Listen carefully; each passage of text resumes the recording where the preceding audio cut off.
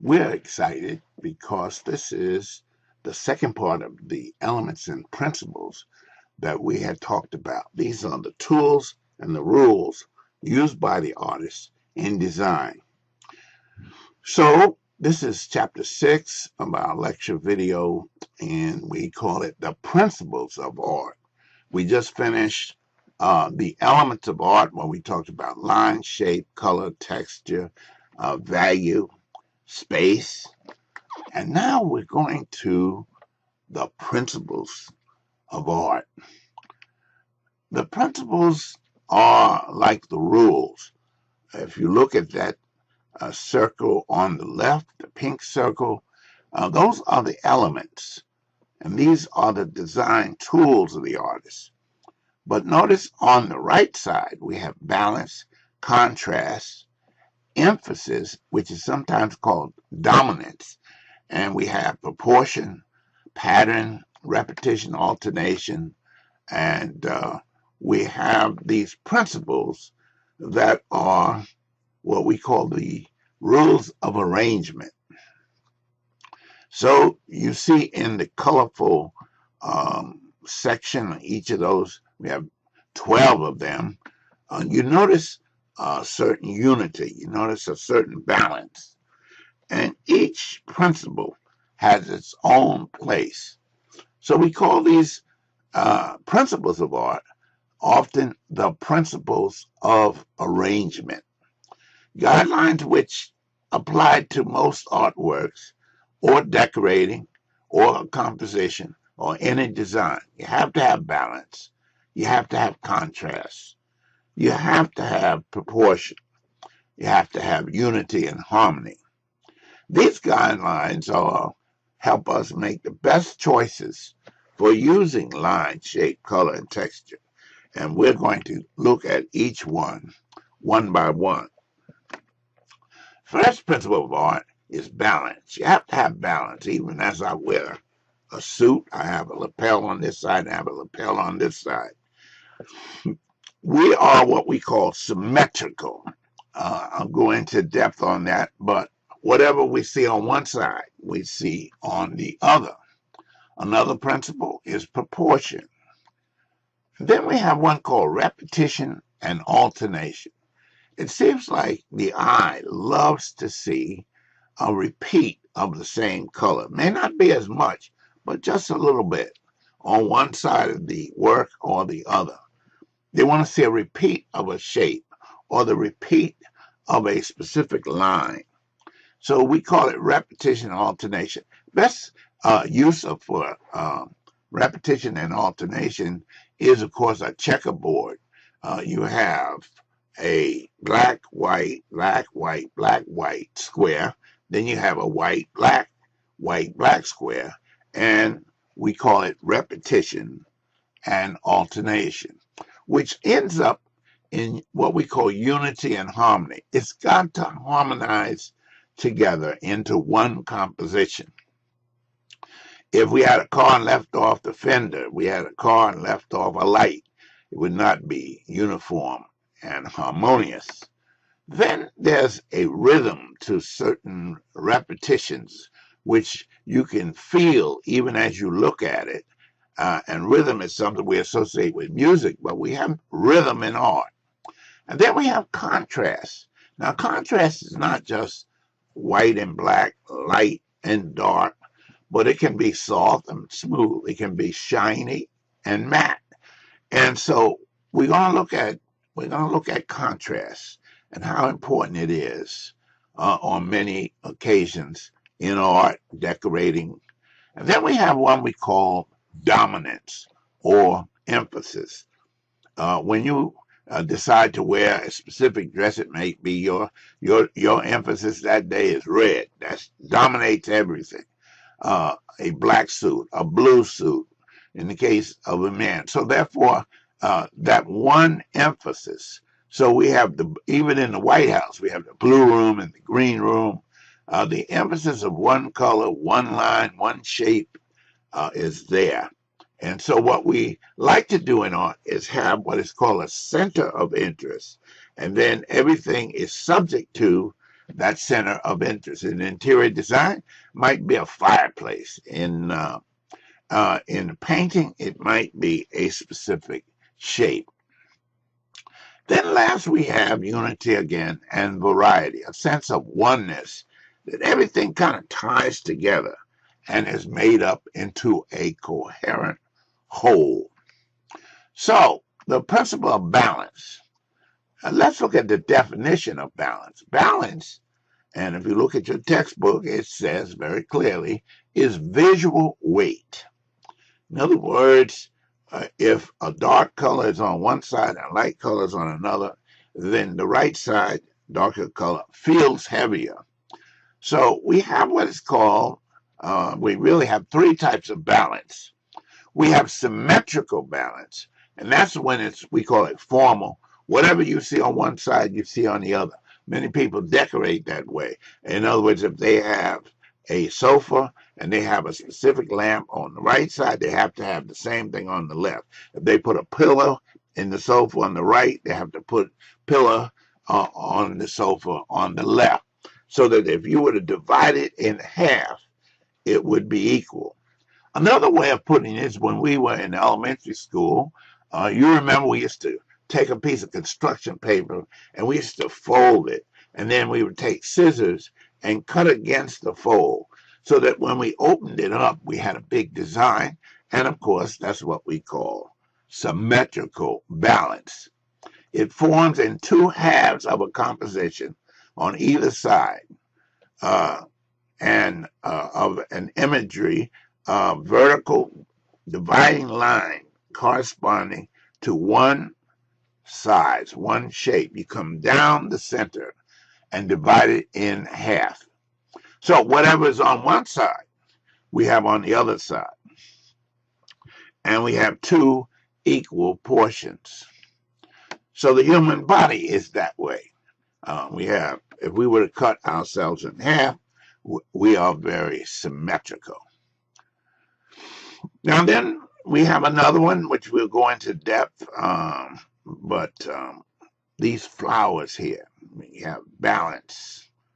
We have the black almost equal in shape, but they're a little bit different, but it's very close to a symmetrical piece of balance. And we also have some rhythm, moving them with those reds. It's almost like a concert. So here we have these two interiors. If you were to cut a line between the table with the flowers and up the steps and then into the next room, everything you see on one side would be on the other. Same way on the right. Looks like when you go down that hallway, the circles, the curves, everything you see on the right is on the left. So if you were to cut the domes in half, cut the door in half, it's all symmetrical. Another one would be, as I found in our textbook, the rose window at Chartres Cathedral in France. And you see the rose window was the feature. But everything you see on one side, you see on the other. You can find this in your textbook in figure 8.9. Then we have a building we're going to study a little bit later, the Parthenon. And that was built by Pericles, and we'll talk about that. But this figure 8-24. But if you were to cut that building in half, now this is perhaps the most imitated building in all the world. Banks, institutions, colleges, they all come up with the pillars and the pediment, and we will learn the names of each of these component parts of the Greek temple. But this is the Parthenon, which has been imitated. Even if you were to go over across the street from Essex County College and see the courthouse, you would see similarities to this building. Then the Romans brought us the dome. And so if you were to go down to Newark City Hall, you would see a building like this, but then you would see a dome on top, imitating democracy. Then another very formal building is what we call the Taj Mahal, which is located in India. That's figure 8-3. And you see that whatever you see on one side, you see on the other. And of course, you have balance with light here. It's not formal balance, it's not symmetrical. The right side is balanced with the light coming on her face and under her neck. And then on the left side, you see the sun seems like it's shining through those drapes and landing up on the wall. And here we have another sort of balance. And of course, Vermeer, a woman holding a balance. This is a good example, oil on canvas. Here's another case where we have the balance. Whatever you see on one side, you see on the other. You see the two cabinets, you see the bookshelves, you see the drawers on the bottom, you see the mirrored closet. But whatever, if we were to divide that mirrored closet in half, whatever you see on one side is on the other. Yet when we go and we put something new on one side that we don't have on the other side, we have what is called asymmetrical balance. And that's when we don't have formal balance or symmetrical. So this could be considered asymmetrical because of the articles on the shelves. This would be another asymmetrical interior that we're looking at. I love interiors because I want to make you all interior designers. If you understand the elements and principles of art and how to use them, then you're going to be a great decorator. You're going to dress in a way that's most becoming to your complexion and your hair color, and you're going to see that this course has many values that you can use. Now we have Rodin, R-O-D-I-N, but we pronounce his name Rodin, Augusto Rodin. And we see this piece of sculpture is much more than one figure. And it's been cast. We'll talk about, when we talk about sculpture, we'll talk about how a work of sculpture is put into a bronze form. We have to cast it. And of course, you can see this is quite a composition. It tends to be formal with figures on either side, but it's pretty much what we would call asymmetrical balance. Here's another one, which is very, very formal. You divide that center figure in half, you will see that it is very symmetrical. You find this in your textbook on figure 829. So to simplify asymmetrical balance, one side appears to be heavier than the other. And you can do it with line, you can do it with shape, you can do it with the size of the shape, you can do it with color. Dark colors tend to make things appear heavier. Light colors tend to make things look lighter. So look at C over there. You have a black circle and then you have a white circle, but it appears that the left circle is heavier.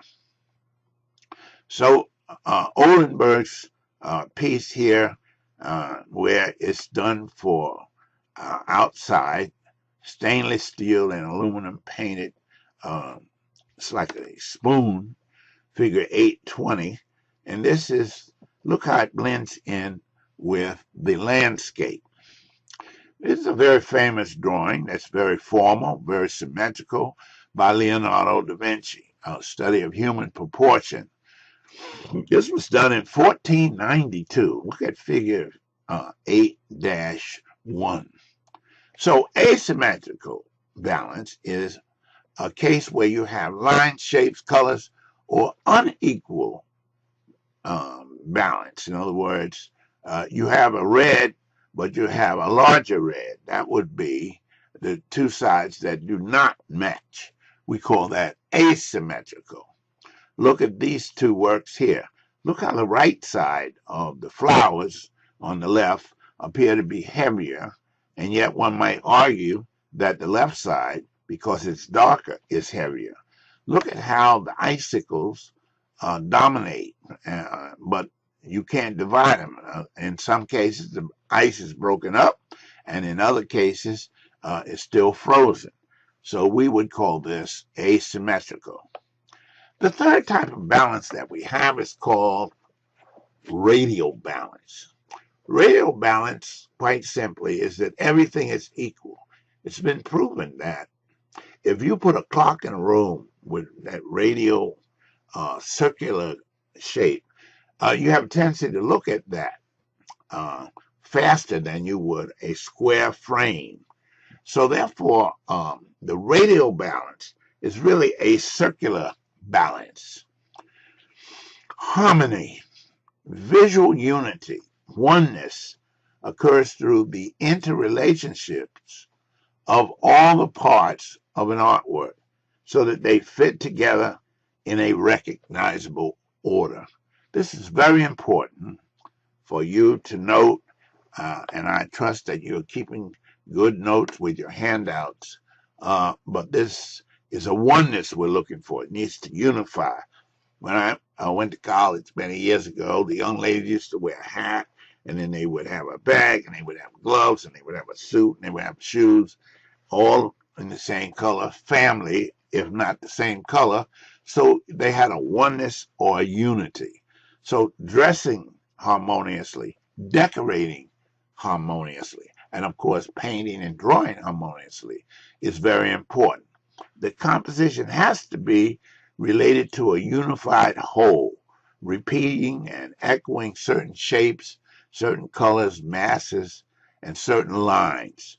So it's a repetitions and interrelations of the parts of the painting or piece of sculpture that give pleasure and satisfaction, making it a unified whole. Here's a good case where we see orange on the left balance, lighter orange, a darker orange, the greens, but it's balanced out through the composition. Look at the Madonna or the women on the right. Look at how the blue and the red and yellow are balanced throughout the work of art. So we call this unity and harmony. If we didn't put any red up toward the top there, we would have some difficulty. I guess one of the most exciting paintings to look at is this Starry Night by Vincent van Gogh, and it's in our textbook over and over again, where he really makes the sky more exciting than the town below. We hardly even look at that, but we see this excitement, which tends to be a unified whole, but also what we call rhythm. You can feel the rhythm over and over, as if you're stirring up a pot of soup or any kind of, if you're mixing paint, you're just making that circular. And look at his brush strokes and how your eye goes and turns around in the sky. I'm sure if we saw a sky like that, some of us would run, think it'd be an earthquake or something. But he was so emotional in his work. And it's a shame. He only sold one work of art. His brother sold it for him in his lifetime.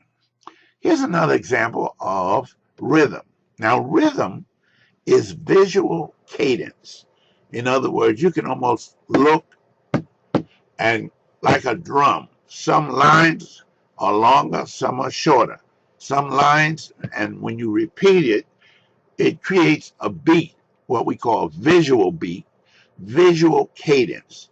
So rhythm, let's make sure we understand that, is visual cadence. Look at the figures on the left and how those lines, it's almost like that figure is moving because of the way he uses the diagonal line to move, and that sculpture is looking like it's moving forward. It's an abstraction, but each of those lines, those diagonal lines, we call that cubism, cubistic works, where we take a recognizable object and we kind of cut it up into a cube. Now, another famous artist I want you to be familiar with is Alexander Calder. He used to make, he made his fame in mobiles.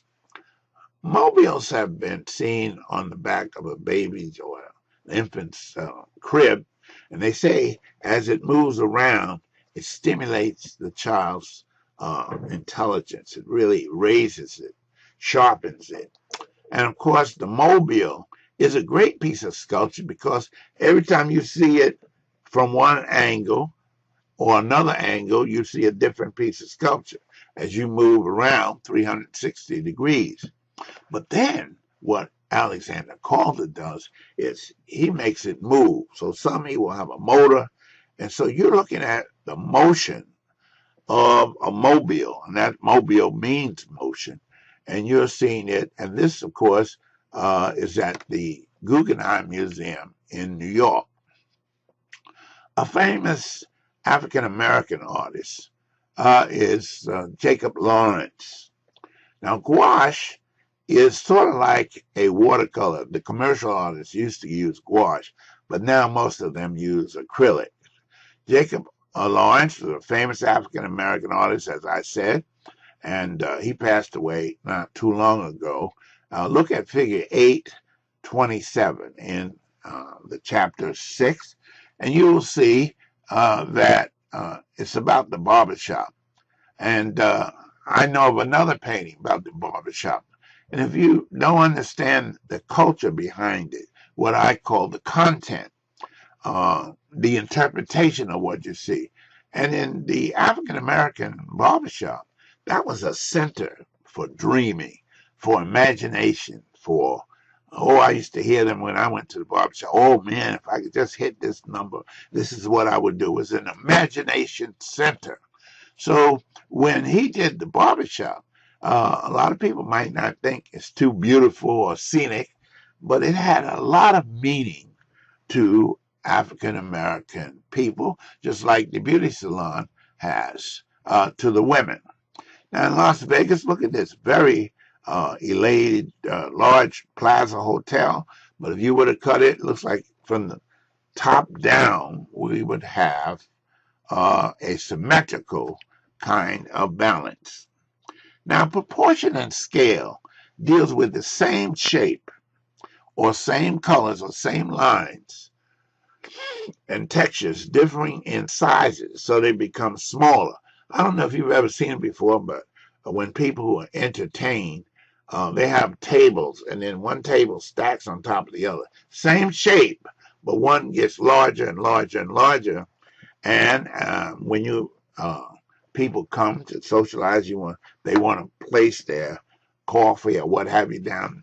Then they have these multiple tables, all the same shape, but some vary in size. We call that proportion. And as you can see, look at that shape there, that arch, which is repeated in the architecture over and over again.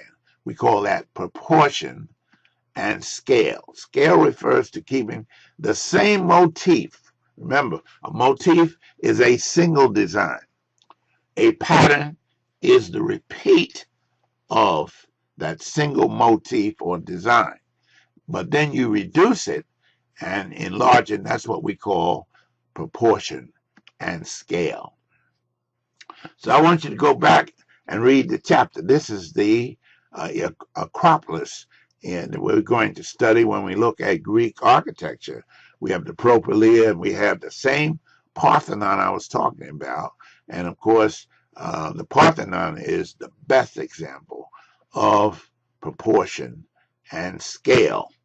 There it is again in Athens, Greece, right up on top of the Acropolis. Look at this layout. You have the bookshelf, you have proportion and scale, you have the same shape repeated over and over again. There's that rectangle. Even when the books are on the shelf, they are rectangular, but a difference in proportion and size. So the rectangular shape is repeated over and over again in different sizes, and yet we see a harmonizing room here, which is very exciting with the projection television and, of course, other monitors. Now we come to sort of the last one, which is dominance or emphasis. The dominant color up on the left is red. Dominant color down below, we have green, then we have magenta, and then we have green. So a preponderance of one element, one line, one shape, or one texture. So we have a dominance of the two flowers, we have a dominance in that color, and then of course with the black um, petals on the flowers, we see that it's very exciting. Dominance. Piet Mondrian used to do rectangular works. He was an abstract expressionist. But look at how that red stands out. He would work in rectangles. Look over and over again. That's the unity of that painting. Rectangles. But then he would vary, and notice he had the big square red. And then look at the bottom right. He has just a rectangular red, balancing that off. Look at the flowers on the right, and then you see a contrast with one yellow flower in the center. And then you have also a dominance of cool colors and warm colors. So down below, when you look at that landscape, there's a dominance of cool colors. Look at the dominance in the raspberries. Look at the dominance of the landscape. Look at the dominance and repetition of the lines that look almost like a building or a dome.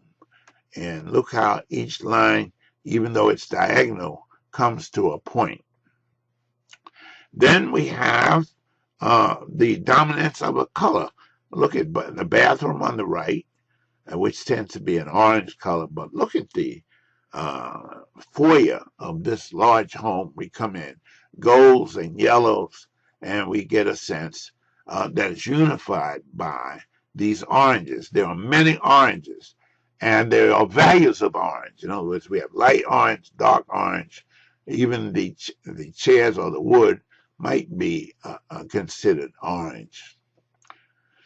Another place to look at when you look at interior design is an example of dominance. And you want your product or your pocketbooks to be seen. So you don't want to go and put a whole lot of color in the carpet and the walls. You want to play the wall, the carpet down, make it neutral. But look at where the emphasis goes when the light is placed upon the pocketbook. So there's a lot that goes into the design of a department store delay. Oh, look at this one. You almost want it so warm, and how those peaches and how the watermelon and how the grapes, just come. Well, here's what we call contrast. We have cool colors and warm colors. So there are different types of dominance and emphasis. You have Gauguin's work on the right with the dominance of the rich brown skin of the Tahitian women. He was shipwrecked off of Tahiti, and of course he painted many of his best works while he was on the island. Now, contrast is the juxtaposition of strongly dissimilar elements, shiny against matte. Matte, we don't talk in art about something being dull. We call it matte. So it's shiny against matte. It's light against dark. It's rough against smooth, and it's soft against hard.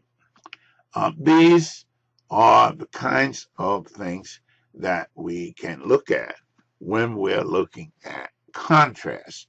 It's not always light and dark. In this case, we see a multiplicity of lights and darks. Last but not least, we have lights and darks even in a relief sculpture. These are called the Doors of Paradise. It's located in the Florence baptistry of the Florence Cathedral in Florence, Italy, and it's been cast. Each of them have been cast in bronze. And these are biblical stories. And as I told you before, people used to teach religion through painting and sculpture. So these doors, when you go to Florence, Italy, and I'm sure you will all get a chance to travel in your lifetime, as I've been fortunate enough to travel all over the world and to see these called Doors of Paradise by Lorenzo Ghiberti. So, repeating, what is balance? Our principles of art: balance, proportion, repetition and alternation, unity and harmony, rhythm, contrast, dominance or emphasis, and unity and variety again. So let's look at these principles. Let's look at this video at least twice. Look at your handout, and let's kind of bring an understanding of the elements and principles to a conclusion.